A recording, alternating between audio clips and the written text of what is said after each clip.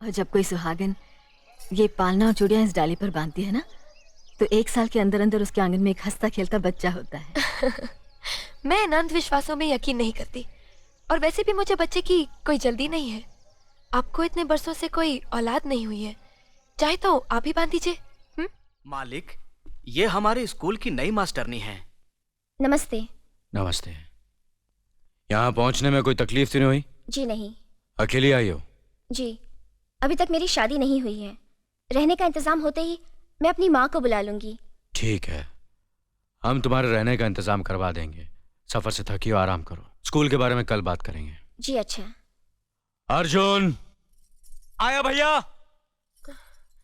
अरे ये क्या, खाना छोड़ के कहाँ जा रहे बड़े भैया बुला रहे हैं। बुला रहे हैं तो क्या हुआ, क्या तो खाना खा रहा हूँ।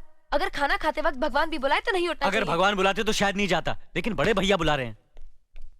जी भैया। अर्जुन, ये हमारे स्कूल की नई मास्टरनी है। नमस्ते। नमस्ते। इन्हें ले जाओ और स्कूल के पास वाले मकान की साफ सफाई करवा के इनके रहने का इंतजाम करवा दो। जी भैया, चलिए। मीना, अर्जुन ने खाना खा लिया बेटे? बड़े भैया ने आवाज दी थी तो खाना छोड़ के चले गए। तो फिर तुमने कैसे खाना शुरू कर दिया? मुझे भूख लगी थी, इसलिए मैंने खाना शुरू कर दिया। पति के खाए बगैर? तो क्या हुआ, क्या ये जरूरी है कि पति के खाने के बाद ही पत्नी को खाना चाहिए? नहीं, जरूरी तो नहीं, लेकिन ये हमारे हिंदुस्तान की सभ्यता है कि पति के खाने के बाद ही पत्नी को खाना चाहिए। पति का सम्मान करना हर पत्नी का धर्म है।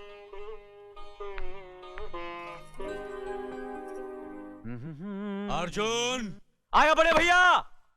चाय पी लीजिए। जी बड़े भैया।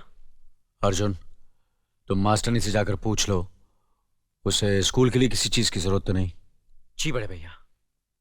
मुनीम जी। अर्जुन, ये क्या हो गया है तुम्हें? क्यों, क्या हुआ? जब भी बड़े भैया तुम्हें आवाज देते हैं तुम नौकरों की तरह दौड़ते हुए चले जाते हो, और जब मैं तुम्हें उनके सामने हाथ बांधे सर झुकाए देखती हूँ तो मुझे ऐसे लगता है जैसे मेरे दिल पे हजारों बिजलियां टूट रही हैं। मीना। अरे कोई अनपढ़ और गंवार लड़की भी ये बर्दाश्त नहीं करेगी कि उसका पति किसी की गुलामी करे, और फिर मैं तो एक पढ़ी लिखी अमीर बाप की बेटी हूँ। भला मैं कैसे बर्दाश्त कर सकती हूँ कि मेरा पति किसी की गुलामी करे? तुम हम भाइयों के प्यार को गुलामी कहती हो? देखो मीना, बड़े भैया इस घर की बुनियाद है। उनके सम्मान में सिर्फ मैं ही नहीं बल्कि पूरा भरतपुर हाथ बांधे खड़ा रहता है। और मेरी पत्नी होने के नाते ये तुम्हारा फर्ज ही नहीं बल्कि तुम्हारा धर्म है कि भैया और भाभी की इज्जत करो, उनका सम्मान करो, उनका हुक्म मानो, समझी?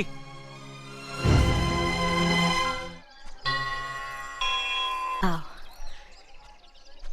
बहू, ये पालना और चूड़ियां है ना, इसे डाल पर बांध दो। ये लो।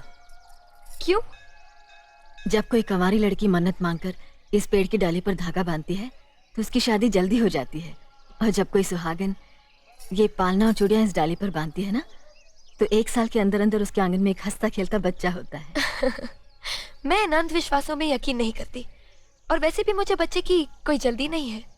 आपको इतने बरसों से कोई औलाद नहीं हुई है, चाहे तो आप ही बांध दीजिए।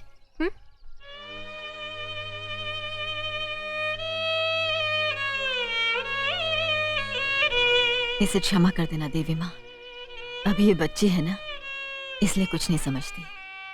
इसकी जगह हम आपसे प्रार्थना करते हैं कि जल्द से जल्द हमारी देवरानी की गोद में एक चांद सा बेटा दे देना। जय माता।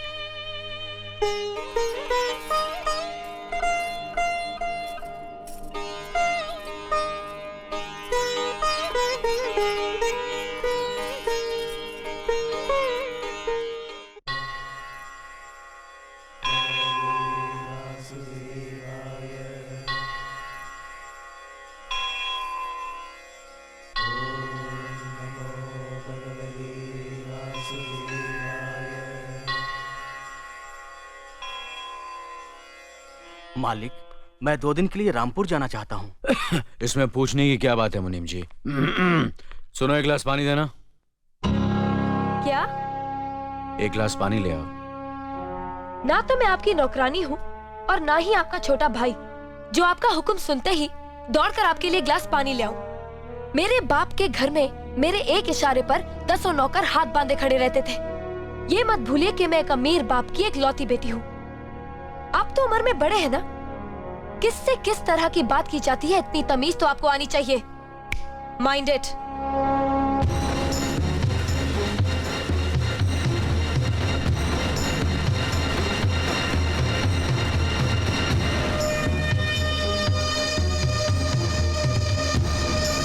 मालिक, छोटी बहू की बात का बुरा मत मानना, नादान है, बच्ची है। गलती हमारी है मुनीम जी। हमने ऐसी लड़की को काम करने को कहा जिसे काम करने की आदत ही नहीं है। बड़े भैया पानी। नकुल, वो ट्रैक्टर रिपेयर करवा लिया ना? जी करवा दिया। ओम कर्पूरगौरम करुणावतारम संसार सारम भुजगेंद्रहारम सदा वसंतम। प्रभु, मैंने देवता जैसे परिवार के साथ हमेशा इंसानों जैसे झगड़े किए हैं, नफरत पैदा की है। मुझे सुनती दो ताकि मैं सबके दिलों में अपने लिए प्यार पैदा कर सकूं, अपने घर की मान मर्यादा और खुशहाली को सदा के लिए एक अटूट धागे में बांध दूं। परमेश्वरम। आरती लीजिए। नमस्ते मालिक। नमस्ते मालिक। नमस्ते मालिक। नमस्ते। मालिक, शंकर जी का प्रसाद लीजिए। मालकिन, भोलेनाथ का प्रसाद लीजिए। ये भी लीजिए मालिक। शुक्रिया चाचा। वाह वाह भैया, बहुत बढ़िया। मालिक मालिक ठंडाई पी के जाइए। ठंडाई? मालकिन, हाँ, आप इसमें भी भंग वंग तो नहीं है ना? नहीं नहीं मालिक, इसमें लीजिए कुछ ना नहीं। मालकिन। पक्का? मालकिन ले लीजिए। नहीं अरे पियो पियो पियो मालकिन। पियो पियो पियो, कुछ नहीं है इसमें।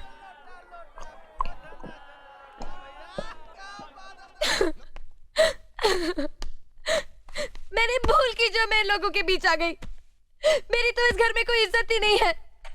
जब देखो तो सब मेरी इंसल्ट करते रहते हैं।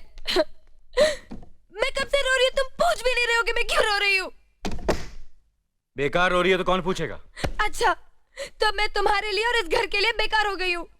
अरे बेकार तो तुम हो गए अपने परिवार के बीच में रहकर। मैं कब से बोले जा रही हूँ और तुम हो के सुन ही नहीं रहे हो। इंसान की चीख सुनकर लोग शुभ अशुभ का विचार करते हैं, लेकिन जब मेंढकी को जुकाम होता है उसकी चीख की कोई परवाह नहीं करता। ये मत भूलो कि जब मेंढकी चिल्लाती है तो आंधी और तूफान आते हैं। आंधी और तूफान आएंगे तो उसका नतीजा तुम्हें ही भुगतना पड़ेगा। तो फिर ठीक है, अब मैं तुम्हारे साथ तब भी रहूंगी जब तुम मेरे साथ मेरे डैडी के घर रहोगे।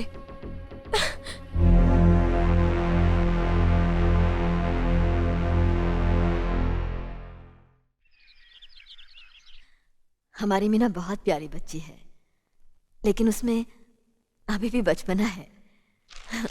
हमारे तौर तरीकों को नहीं जानती है ना, लेकिन आहिस्ता आहिस्ता हम उसे सब सिखा देंगे।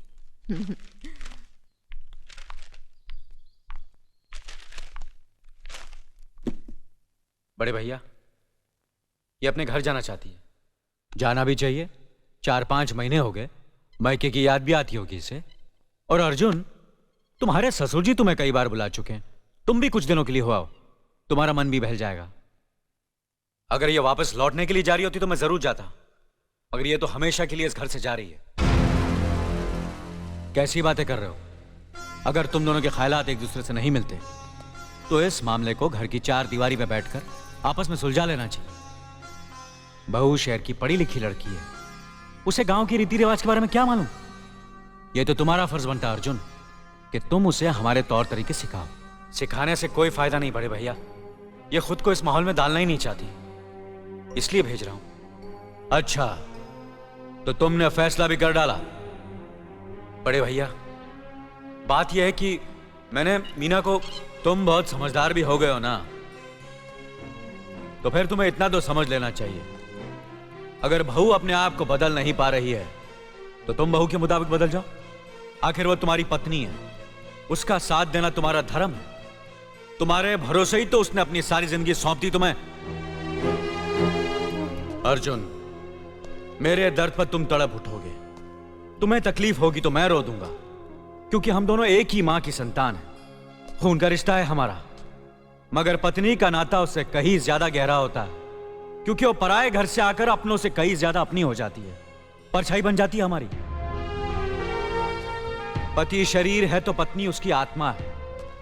पत्नी ही पति के जीवन को सही अर्थ देती है, उसे कामयाब बनाती है। पत्नी के बगैर पति बेजान और बेमाने हो जाते हैं। अगर आज तुम अपनी पत्नी को हमेशा के लिए उसके मायके छोड़ाओगे तो यह गांव, यह समाज क्या कहेगा हमारे बारे में? जरा सोचो अर्जुन, न्याय के सिंहासन पर बैठकर जो लोगों के अच्छे बुरे का फैसला करता है, अगर उसी के घर में नाइंसाफी होगी तो लोग हंसेंगे हम पर, किसी को मुंह दिखाने के काबिल नहीं रहेंगे हम। बड़े भैया, मुझसे भूल हो गई, मुझे माफ कर दीजिए। मुनीम जी, जी मालिक। जायदाद के दस्तावेज लाइए। जी अभी लाया। बहू, पति ही पत्नी की असली शक्ति होती है।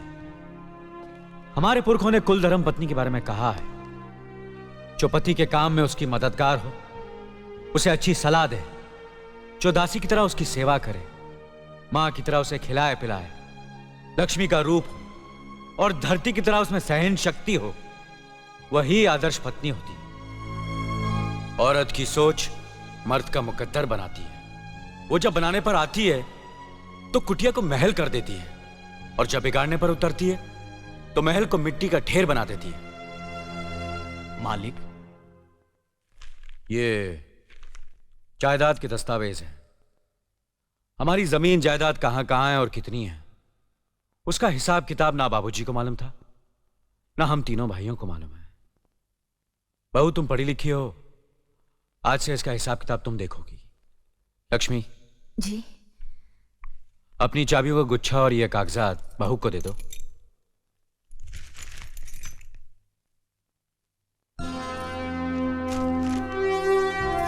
आज से तुम इस घर की मालकिन हो। तुम जहां कहोगी, जिस कागज पर कहोगी, हम तीनों भाई चुपचाप आंख बंद करके दस्तखत कर देंगे। जैसा कहोगी वैसा ही करेंगे। बस एक ही विनती है बहू, हम तीनों भाइयों को अलग करने का ख्याल अपने मन में कभी आने मत देना।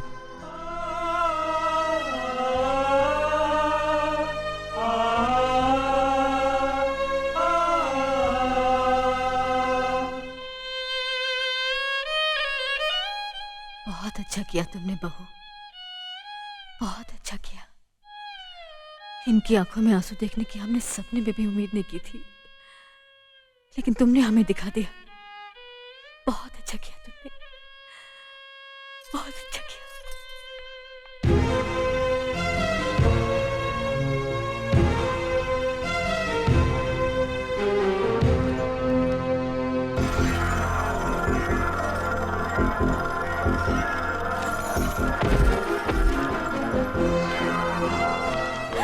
मीना, मीना, क्या हुआ बहू?